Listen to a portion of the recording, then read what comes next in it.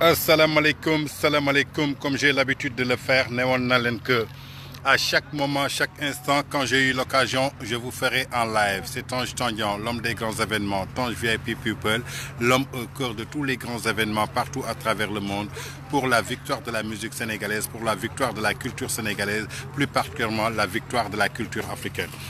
Tay Tange ngi nii je vous fais un autre résumé nee naa leen benn bis la muy lan waajal Bercy su ma leen nee waajal Bercy nag c'est une date mystique que tout le monde se pose la question. Ce sera le 13 octobre dans une salle mythique Accor Hotel Arena Paris-Bercy avec un artiste hors pair, un artiste multidimensionnel, un artiste qui a fait ses preuves partout à travers l'Europe en passant par sa voix d'or, sa voix suave. Le nouveau prince de la musique sénégalaise, Pape Diouf, vous donne rendez-vous le 13 octobre à Accor Hotel Arena Paris-Bercy. Raison pour laquelle Tange, l'homme des grands événements, sillonne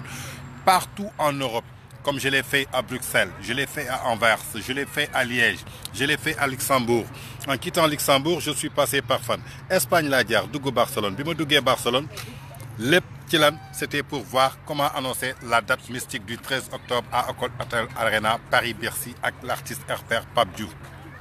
Après Barcelone, c'était Madrid. Quand j'ai été à Madrid aussi, c'était la même chose. Bi ma jógee Madrid dugg Ibiza. Ibiza ku nekk xam na ni ville touristique la képp kuy ndaanaan génnkat yi capot yi fa la ñuy dajee. Et on a bien sensibilisé à travers la date du 13 octobre ak kan Pape Diouf, leader de la génération consciente à Accor Hotel Arena Paris. Après Ibiza, ma wàcc Murcia. Murcia aussi, j'ai vu qu'une forte communauté sénégalaise qui sont prêtes à accompagner, à soutenir la grande fête nationale de la musique sénégalaise ce 13 octobre à Accor Hotel Arena Paris-Bercy. Comme Zal Komé nu ngi koy préparé à Paris, j'espère que soo duggee biir Paris Zal Komé pare na ko soo xoolee Kisma pare nañ ko Thiala restaurant Thiala foofu ci 18e ñëpp a ngi koy pare parce que foofu la ñuy jaayee billets yi. Donc raison pour laquelle ma dugg Santiago Compostela comme je vous l'ai dit toujours maa ngi ci biir Espagne jógee fa dem Vigo jógee foofu dem Ourense toujours à la rencontre de la diaspora africaine, plus particulièrement la diaspora sénégalaise. Pour lan pour annoncer benn date mooy ni ma leen koy waxee c'est la date mystique.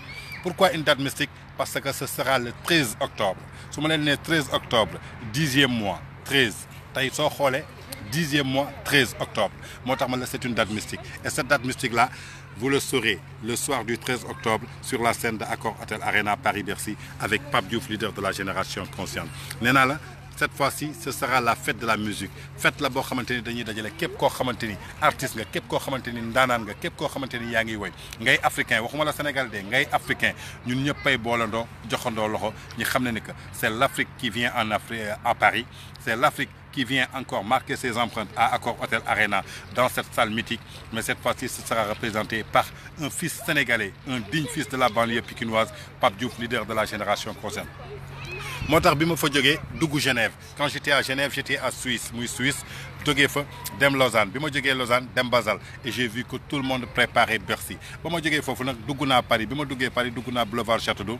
dem restaurant Étoile d'Afrique muy rencontre benn point de rencontre boo xamante ni tous les Africains ñoo fay daje muy sénégalais di ivoirien di guinéen di malien di tchadien di éthiopien di Congolais ñëpp fay daje et tout le monde s'est donné la main pour soutenir la date du 13 octobre avec Pape Diouf, leader de la génération consciente. Lenn rek laa leen di ñaax lenn laa leen di wax les trucs c'est pas pour toog ba dernière minute. On est à 67 jours de l'événement ku ci nekk demal nga jëndi sa billet déjà présent demal ci surtout Accor Hotel Arena Paris-Bercy mën nañu génnee billetterie sauvage mais c'est pour vous protéger, c'est pour vous sauver, pour que gars ñi bañ ko jël parce que foo gis ñu baax am na ñoom dañuy falsifier ay billets bañ leen jaay ay billets yu bon su bés baa ngeen di am problème. Moo tax ñu ne bëgg ngeen dem dès à présent ci surtout Accor Hotel Arena Paris-Bercy ngeen jënd seen carré VIP à 80 €, ngeen jënd seen billet assise à 45 €, ngeen jënd seen billet force à 38,50 € ngeen def seen poche. Le 13 octobre au soir inchallah ngeen daagu ndànk à 18 h fekk leen ngeen jël seen place 19 h Pape Diouf ñëw defal leen 4 heures de concert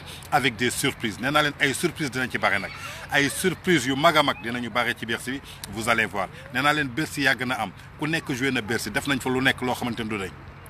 Mais le soir du 13 octobre Pape Diouf su ñëwee day effacer lépp lu fa newoon teg fa beneen empreinte bu bees ba keneen ñëw di ko dindiwaat. Donc gaañ je vous donne rendez-vous le 13 octobre Accor Hotel Arena Paris-Bercy. Tange toujours dans l'évolution de la communication actuellement mi may wax ak yéen ni maa ngi nii ci biir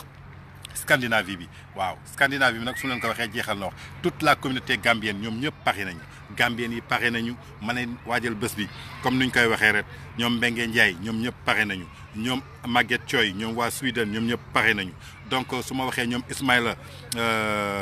Canada non du moins Danemark ñoom ñëpp pare nañu waa Danemark pare nañu waa Norvège pare nañu donc ñu ngi sillonné Europe comme ni ma leen ko waxee woon rek su ma fi jógee rek après nag septembre bi laay dugg Italie ndaxte ak jamono yi waa Italie ñii ñi ngi vacances ñii ñi ngi waajal dem tabaski ji moo tax dañuy dem tabaski ji ci jàmm incha allah ba dellu si dugg Italie sensibiliser suñ ko defee nag dellu si waat biir France su ñu nee France nag jeexal na wax Paris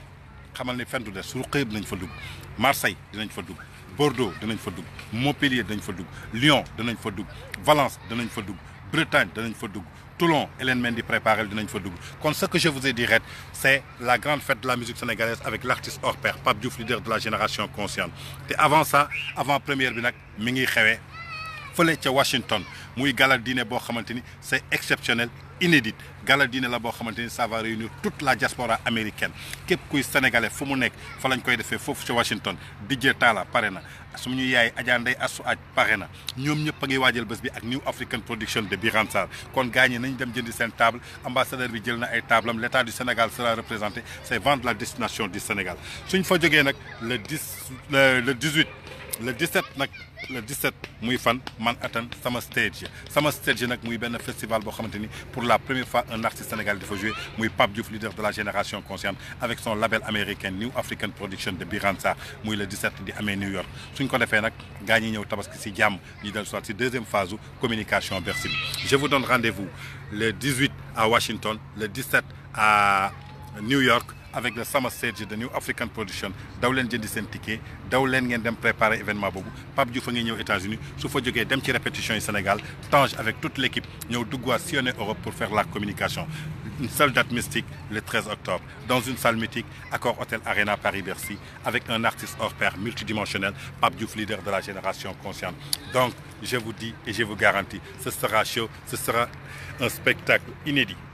Ce sera la victoire de la musique sénégalaise qui sera représentée au soir du 13 octobre avec Pape Diouf. Ce sera la nuit de l'Afrique parce que tous les Africains se réuniront dans cette salle pour fêter encore l'Afrique. Comme j'ai toujours l'habitude de le dire, moi je suis au cœur de tous les grands événements. Fépp fu événement am rek on doit parcourir des mois avant pour xool préparation yi xool salle bi xool lépp waroon naa dugg Bercy mais jamono ji xam ngeen au mois d'août dañu nekk vacances waa Bercy yëpp ñi nga nekk vacances ils vont reprendre à partir du 25 août incha allah di ngeen am lépp réglage yi naa dem ci techniciens yi ñu won leen nombre de places yi salle bi naka lañ koy ubbee naka lañ koy tegee dispositif yi ñuy teg ku ci nekk sa billet fan ngay jaar donc comme j'ai l'habitude de le dire c'est toujours Tange au cœur des grands événements on va vous faire vivre en live tous les jours tous les détails de l'organisation comment ça se passe noonu lañ koy defee saa su ne et je vous garantis que ce sera un succès total un succès et vous allez voir encore